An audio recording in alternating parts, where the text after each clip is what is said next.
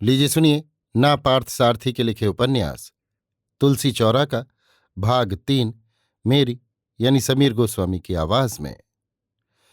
Car घर के आगे जब रुकी, सुबह खिलाई थी। कार की आवाज सुनकर अड़ोस पड़ोस के लोग बाहर निकल आए। कामाक्षी ओसारे के खंभे के सहारे खड़ी हुई थी। कार से उतरे रवि और कमली को देखकर बसंती शरारत से मुस्कुराई और बोली, तुम दोनों इस रंगोली के ऊपर खड़े हो जाओ, पूरब की ओर मुंह करके आरती उतार देती हूं। शर्मा जी कार से उतर गए थे। बसंती की इच्छानुसार ही रवि कमली का हाथ पकड़कर रंगोली के ऊपर आकर खड़ा हो गया। बसंती और पार्वती ने मिलकर आरती उतारी। मंगलम मंगलम जय मंगलम, श्री रामचंद्र की शुभ जय हो। महिलाओं की मंगल आरती, कन्याओं की कर्पूर आरती, सोने की थाल ये पंचरंगी रंगोली, मोती के थाल में नवरत्नों की आरती, सीतापति की शुभ जय हो। बसंती का गला इतना मधुर है, कमली को पहली बार पता लगा। सुबह के सन्नाटे को चीरते पक्षियों के कलरव के बीच ये मधुर गीत बेहद सुखद लगा। कमली ने रंगोली और गीत दोनों की तारीफ की। किनारे खड़ी मां के पास रवि कमली को ले गया और उसका परिचय करवाया। कमली ने झुककर उनके पैर भी छू लिए। कामाक्षी सकचाकर कुछ पीछे हो गई। ये सकचाहट थी या गुस्सा, कोई भांप नहीं पाया। ऊपर ले जाओ उसे, वहां तुम लोगों के ठहरने की पूरी व्यवस्था है। शर्मा जी ने रवि से कहा। व्यवस्था कैसी बाऊ? यहीं रह लेंगे। कमली के लिए किसी अतिरिक्त सुविधा की कोई आवश्यकता नहीं है। Yes, I am tired of luxuries. धन प्रधान जीवन से भी ऊब गई हूं। कमली भी रवि का समर्थन करने लगी। फिर भी शर्मा जी के आदेशानुसार उन दोनों का सामान ऊपर वाले कमरे में पहुंचाया गया। कुमार और पार्वती ने छुट्टी ले रखी थी। बसंती भी साथ ही बनी रही। इतना सब क्यों कर डाला बाबूजी? मैंने तो आपको लिखा ही नहीं था। कमली बहुत लचीले स्वभाव की है, सुविधानुसार अपने को ढाल सकती है। कुछ भी हो, आखिर सभ्यता भी तो कोई चीज है। मुझसे जो बन पड़ा मैंने कर दिया। वेणु काका और बसंती ने भी कहीं कहीं सुझाव दिए। वे लोग ऊपर बने कमरे में रखी कुर्सियों पर बैठे थे। बाबूजी भूमिनाथपुरम गए हैं, दोपहर तक लौट आएंगे। तुम आते वक्त सुरेश से मिले थे? कुछ कहलाया है उसने? ना, पर यूनेस्को के दफ्तर में फोन जरूर किया था। पता लगा सुरेश जिनेवा गया है। लौटने में हफ्ता लग जाएगा। पार्वती नए खरीदे गए ट्रे और प्यालों में कॉफी ले आई। रवि ने महसूस किया कि बाबूजी ने बहुत ही मुश्किल से एक एक कर चीजें जुटाई हैं। आज तक घर पर कांच या चीनी मिट्टी के बर्तन कभी नहीं आए। पीतल या कांसे के गिलास में ही कॉफी पी जाती थी। ये परिवर्तन किसके लिए हो सकता है?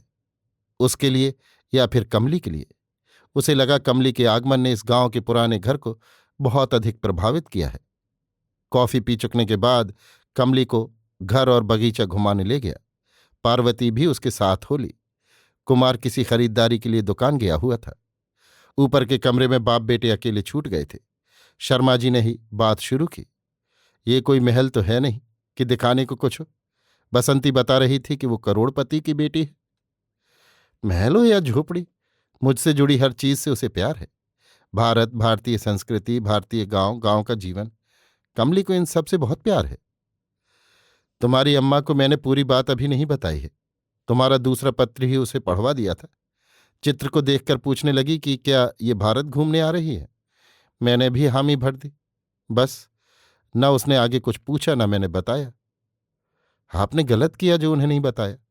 बात को छिपाने की कला हम भारतीय जाने कितनी पीढ़ियों से पालते चले आ रहे हैं। यही तो सारी समस्याओं की जड़ है। तुम्हारी माँ से ही नहीं, मैंने तो ये बात अभी किसी को नहीं बताई है। वेणु काका और बसंती को ये बात पहले से ही मालूम है और अब मैं जान गया हूं। बस, ऐसे गांव में बात को सीधी तरह से कह देना ही अच्छा होता है बाऊ। अनुमान पर छोड़ देना बहुत खतरनाक होता है। तुम पता नहीं कैसे कह रहे हो। मेरी तो हिम्मत ही नहीं पड़ती। तुम्हारी अम्मा को बताते ही डर लग रहा है। दूसरे की तो बात ही छोड़ दो। तुम स्वयं सब जानते समझते हो। तुम्हें समझाने की जरूरत नहीं। जब से श्रीमठ का उत्तरदायित्व मुझे दिया गया है, पता है गांव में मेरे कितने विरोधी हो गए हैं। विरोध से भयभीत हो जाए तो फिर क्या विरोध खत्म हो जाएगा? हमें तो डटकर सामना करना चाहिए। हमने कोई गलती तो की नहीं, फिर हमें किस बात का भय है? वो तो सब ठीक है बेटे, इसके बारे में फिर बातें करेंगे। तुम पहले अपनी अम्मा से मिल लो। उसने तो लगता है तुमसे ठीक से बातें भी नहीं की। तुम उस लड़की को उसके पास ले गए थे ना, तो उसकी प्रतिक्रिया कैसी रही? अम्मा बिल्कुल सामान्य नहीं है बाऊ। कमली ने पैर छुए तो मुंह बनाए खड़ी रही। मैंने सोचा घर के बाहर कोई विवाद खड़ा करना ठीक नहीं। ये रंगोली वगैरह भी पारू और बसंती ने ही मिलकर बनाई है। कामू को ये सब रास नहीं आया होगा। तुम्हारे विवाह के लिए जाने क्या क्या कल्पनाएं लिए बैठी थी। पूरी गली में शामियाना लगाकर बिल्कुल पारंपरिक ढंग से विवाह रचाना चाहती थी। तो मना कौन कर रहा है? हमारी परंपराओं को मैं जितना प्यार करता हूं, कमली भी उतनी ही रुचि रखती है। तो ठीक है, 4 दिन का विवाह ही सही। तुम भी बेटे, मैं क्या कह रहा हूं और तुम अपनी ही कहे जा रहे हो। कामू को घरेलू गांव की लड़की चाहिए। अखबार वाला अखबार डाल गया।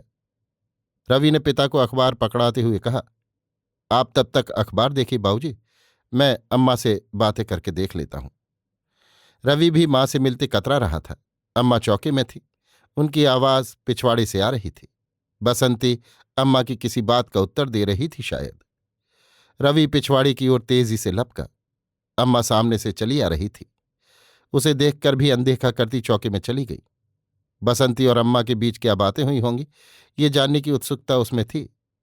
वो पहले कुएं के पास गया। तुलसी चौरे के पास खड़ी बसंती कमली को कुछ समझा रही थी। कमली ध्यान से सुन रही थी। पार्वती भी उसके पास खड़ी थी। अम्मा क्या कह रही थी? रवि ने पूछा। कुछ नहीं रवि, अम्मा ने अभी अभी पूजन खत्म किया है। हम लोग बगैर नहाए ही यहां पास पहुंच गए तो अशुद्धि के भय से कुछ कह दिया था बस, और कोई बात नहीं। पर काकी के कुछ कहने के पहले ही कमली ने मुझसे कहा था कि अल्पना और दिए को देखकर लगता है कि अभी अभी पूजन किया गया है। न मैंने स्नान किया है न तुमने, इसलिए दूर ही से सब देख लेते हैं। मैंने भी काकी से वही कह दिया। कमली बतला रही थी कि उसने ये सब बातें Hindu manners customs and ceremonies नामक पुस्तक में पढ़ रखा है। रवि मुस्कुरा दिया। कमली भी उसे देखकर मुस्कुरा दी। कमली को बाग दिखा बसंती। चमेली के हार को देखकर उसकी महक के बारे में जाने कितनी बार कह चुकी है। वो जास्मीन नाम के स्टेशन से परिचित है, बस उसे चमेली के पौधे दिखा दो। वे लोग बाग की ओर चले गए। रवि चौके की ओर चला आया। चौके में जिस सीमा तक सबको प्रवेश मिलता रहा उसी सीमा पर खड़ा रहा। अम्मा, मैं रवि आया हूं। उसने कुछ जोर से आवाज दी। कोई उत्तर नहीं मिला। दोबारा उसने आवाज लगाई तो भीतर से आवाज आई, जानती हूं रे, वहीं ठहरो, भीतर मत चले आना। नहाए तो होगे नहीं अभी तक, मैं ही आ रही हूं उधर। अम्मा मथानी से दही मथ रही थी। अम्मा उस वक्त कैलेंडर वाली यशोदा लग रही थी। तो मैं फिर आ जाऊं, नहा कर आऊं तो बात करोगे? ठहर, अभी आई। तुम मुझसे नाराज क्यों हो अम्मा? तो तुम नहीं जानते, मुझसे पूछ रहे हो? मैंने ऐसा क्या कर दिया? तो और क्या बचा है? अम्मा का सारा जोर और शब्द पर था और रवि इसका वजन समझ रहा था। उसे लगा सारा आक्रोश इसी शब्द पर उतर आया है। बाबूजी भी शायद कुछ पिघल गए हैं, पर अम्मा अम्मा की सख्ती को गलाना बेहद टेढ़ा काम है। उसके मन की तरह उसके शब्द भी तीखे और संक्षिप्त हो गए थे। 10 मिनट से अधिक उसे बाहर ही रहना पड़ा। अम्मा बाहर निकली। अब से परे हटकर खड़े हो जाओ, हथेली आगे करो, अम्मा बोली। रवि के मन में एक बचकानी शंका भी उभर आई, कहीं अम्मा बेअत तो नहीं लगाएंगी। पर हुआ कुछ और ही। अम्मा ने मक्खन में गुड़ मिलाकर उसकी हथेली पर रख दिया। खा लो, तुम्हें पसंद है ना? अम्मा सतर्क थीं कि हथेली छू न जाए। किसी भी उम्र में, किसी भी माहौल में, किसी के भी समक्ष अपने पेट जाए बेटे को बिल्कुल बच्चे की तरह बदल देने की कला सिर्फ माँ ही जानती है। ज्ञान, अहंकार, यश, प्रतिभा, घमंड, उम्र से तमाम मुखौटे मातृत्व के समक्ष किस कदर उतरने लगते हैं। विदेश में रहने वाले नामी प्रोफेसर को उस माँ ने क्षण भर में ही नंगे धड़ंगे शरारती शिशु के रूप में बदल डाला। मक्खन को निगलता हुआ रवि बोला, तुमने हथेली आगे करने को कहा था ना अम्मा, मैं तो डर ही गया था कि कहीं बेंत न लगा बैठो। बेंत से तो क्या, तूने जो काम किया है लगता है तुम्हें इस बेलन से ही 4 हाथ लगा दूं। इस वाक्य में प्यार और गुस्से का सानुपातिक मिश्रण था। रवि कुछ कहता कि मीनाक्षी दादी आ गई। रवि ऊपर जाने लगा, पर दादी ने उसे रोक लिया। कौन? रवि है ना? सुबह आए हो? ठीक ठाक तो हो ना? हाँ दादी, ठीक हूं। रवि खिसकने लगा, पर दादी भला कैसे छोड़ती। आंखें भरी, ठीक से दिखती ही नहीं। तनिक पास आओ रवि, जी भर कर देख लें। अपनी हथेली की ओट आंखों पर कर ली और पास आ गई। रवि को ऊपर से देखा। पहले से रंग निखर आया है, ठंडी जगह है ना इसलिए। क्यों कामू, ठीक कहा ना। उन दोनों को उसी बहस पर लटका कर रवि ऊपर चला आया। बाबूजी 16 पेजी अखबार के संपादकीय पृष्ठ तक पहुंच चुके थे। पाठकीय पत्रों को देख रहे थे। रवि को लगता है कि रिटायर होने वाले पिताओं का इस पत्र वाले कॉलम से कोई खास रिश्ता होगा। उसने देखा है कि भारतीय अखबारों में इस कॉलम में लिखने वाले एक खास वर्ग उम्र के लोग होते हैं। वो बाबूजी को उसी काम में उलझा देखकर मुस्कुरा दिया। बाबूजी ने सिर उठाकर उसे देखा और पूछा, क्यों रवि, उससे बातें हुई? क्या कह रही है? बातें शुरू ही की थी कि मीनाक्षी दादी आईं। अम्मा तो सहज ही थीं, पर बाबूजी लगता है उनके भीतर गुस्सा है। यही तो फर्क है स्त्रियों और पुरुषों में। पुरुष जिस पर विचार करता है और उस पर संदेह व्यक्त करने की सोचता है, उसी बात को स्त्रियां जाने कैसे भांप लेती हैं और शुरुआत ही संदेह से करती हैं। आप अम्मा को पहले से ही पूरी बात बता चुके होते तो सारी बातें साफ हो जाती। अब छिपाने की वजह से पारस्परिक मतभेद की गुंजाइश बढ़ गई है। सोचो तो, जब उसे कुछ भी नहीं मालूम है तब इतना गुस्सा आ रहा है। मालूम हो गया होता तो? तुम्हारा पत्र पढ़कर तो मैं ही चौंक गया था। समझ में ही नहीं आया क्या उत्तर दूं। पर वेणु काका और बसंती ने मुझे समझा बुझाकर मेरा गुस्सा शांत किया। अब यहां झगड़ा और समाधान की बात कैसे आ गई? मैंने तो आपसे कुछ नहीं छिपाया। मुझे लगा आपको गलतफहमी ना हो, इसलिए पहले ही लिख दिया। वेणु काका और बसंती जब पेरिस आए थे, उन्हें भी सब कुछ बता दिया था। उन्हें समझा दिया था कि वे लोग आपको समझा दें। माना तुम ठीक कह रहे हो, पर ये गांव, तुम तो जानते ही हो कि हमारे कितने और कैसे विरोधी हैं। अगस्त नदी के तट पर स्थित इन गांव वासियों के लिए विटामिनों की तरह ये पंचायत भी जरूरी है। विटामिन शरीर में कम हो तो कोई बात नहीं, पर दूसरों की पंचायत करने का तौर तरीका ये छोड़ नहीं सकते। पुराने जमाने में ये औसारे इसलिए बनाए जाते थे कि मित्रों, अतिथियों और राहगीरों को विश्राम के लिए स्थान मिले। पर अब यहां तो पंचायत बैठने लगी है। चुगलखोरी, बुराइयां कहने सुनने का अड्डा भर बनकर रह गए हैं ये ओसारे। इस गांव में 300 औसारे हैं, इसे याद रखना। अभी भी पनघट पर तुम्हारी ही चर्चा हो रही होगी। बाबूजी, मेरी जिंदगी मेरी अपनी है, इसका निर्णायक मैं हूं। ये 300 औसारे या 3 गलियां नहीं। ठीक है, तुम पहले नहा धोकर आओ। कॉफी ही तो पी है, इन बातों पर फिर चर्चा करेंगे। उससे भी कह दो नहा ले। और खाना, यहाँ का खाना चलेगा? हाँ भाऊजी, जो भी मिलेगा वो खा लेगी। यही तो हम में और उनमें फर्क है। वे लोग स्थान के अनुरूप रहना जानते हैं। अपनी ही आदत के अनुसार रहने की जिद हम लोगों में ही है। ऐसा तो नहीं कहा जा सकता, कुछ बातों में जिद करना ठीक भी है। पर हम सही बात के लिए जिद नहीं करते, जहां नहीं करनी चाहिए वहां करते हैं। रवि ने अपने बक्से खोलने शुरू किए। पारू और कुमार दोनों ने ही पत्र लिखा था कि उन्हें रिस्ट वॉच चाहिए। कोई 7-8 महीने पहले की बात है। मैं तो भूल ही गया था, कमली ने ही याद दिलाया। उसने याद न दिलाया होता तो भूल ही गया होता।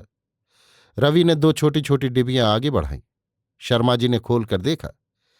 अच्छी हैं, उससे कह दो खुद अपने हाथों से बच्चों को दे दे। कुछ देर तक गांव की बातें होती रहीं। शर्मा जी नीचे उतरने लगे। बसंती के साथ टोकरी भर चमेली के फूल लिए कमली सीढ़ियां चढ़ रही थी। उसका बच्चों का सा उत्साह देखकर शर्मा जी हंस दिए। कमली को ऊपर छोड़कर बसंती घर लौटने लगी। घर जाने के पहले याद से चौके तक गई और कामाक्षी से बोली, काकी, खीर बनाइए, कितने दिनों बाद तो बेटा लौटा है। बसंती खीर का असली कारण छिपा गई। लौटकर उसे कमली को फूल गूंथना भी सिखाना है। वो घर के लिए चल दी। अभी आप सुन रहे थे ना पार्थ सारथी के लिखे उपन्यास तुलसी चौरा का भाग 3, मेरी यानी समीर गोस्वामी की आवाज में।